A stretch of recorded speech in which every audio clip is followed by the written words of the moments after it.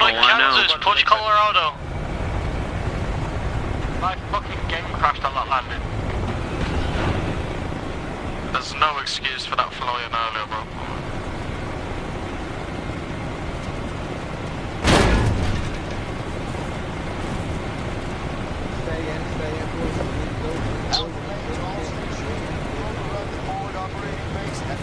Hey, Resonate, pick us up. We got fucking 10 people here. I think it's a relay.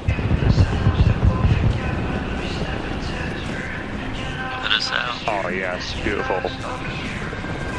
Cool. Enemy behind above us, fuck!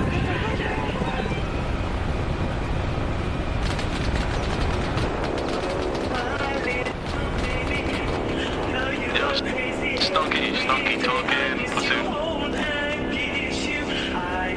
Huh?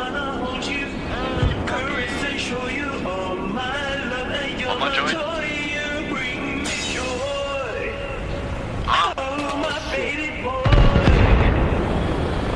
Ah shit, we're gonna go over.